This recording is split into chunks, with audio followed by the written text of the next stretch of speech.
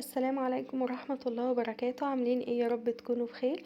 معاكم طاقم ممدوح في فيديو جديد، وصفة جديدة ان شاء الله هتعجبكم. متنسوش قبل ما نبتدي في الفيديو اللايك والاشتراك في القناة عشان يوصلكوا كل جديد، وعشان تشجعوني نعمل فيديوهات اكتر بوصفات اكتر. نقول بسم الله ونصلي على النبي في الكومنتات. هنعمل النهارده كده طبق مكرونه سباكيتي سهل جدا معاه بانيه لجوع كده اخر الليل، حلو قوي وبسيط خالص. هنا معايا اهو، بصوا الميه هحط فيها ملح لسلق المكرونه كده، كانت بتغلي. حطيت مكرونه سباكيتي، عندكم اي نوع مكرونه تانية مفيش اي مشكله. وهنا برضو كان عندي كده بانيه، رحت طلعته، غسلته كويس جدا بالملح والليمون.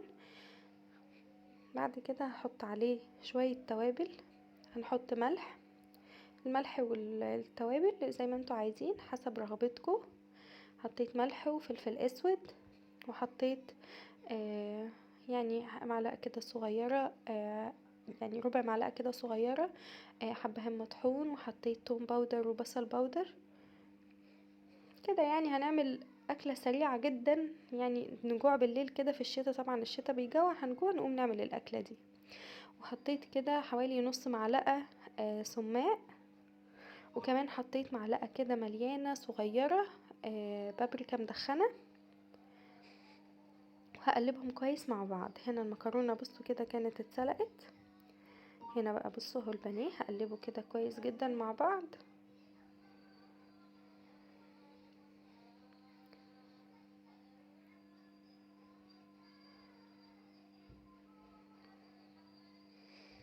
قلبت اهو كده البانيه، بصوا كله فيه توابل ازاي.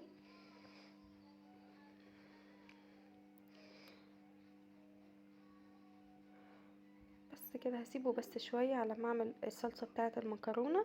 هنا حطيت حوالي معلقة كبيرة كده من الزيت، وهنا معلقتين صلصة كبار. هقلبها كده شوية في الزيت.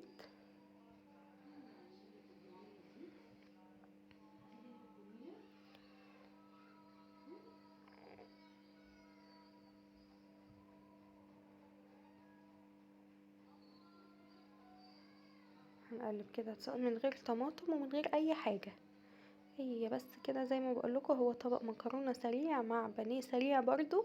وهنا مكعب مرقة دجاج برضو حطيته كده على الصلصة، ريحتهم بتبقى مختلفة، وريحتهم مع بعض كده الصلصة والزيت والمرقة حلوة قوي. بعد كده هحط كوبايتين مية.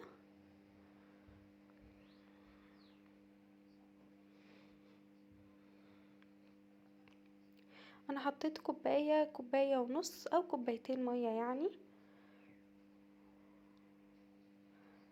بعد كده هحط بقى الملح والفلفل الاسود، وهحط يعني ربع معلقة كده صغيرة كمون، وحطيت شطة كمان اهو، حطيت شطة. هقلبهم بس تقليبة كده كويسة واغطي عليها. هتتقل برضو كده شوية زي الطماطم لما بنعملها برضو الصلصة نسيبها تتسبك، هي برضو بتتقل شوية. بعد كده بقى لحد لما الصلصة تتقل شوية هشوح البانيه بتاعي. حطيت معلقة زيت، وهو كده هحط البانيه بتاعي يتشوح كده.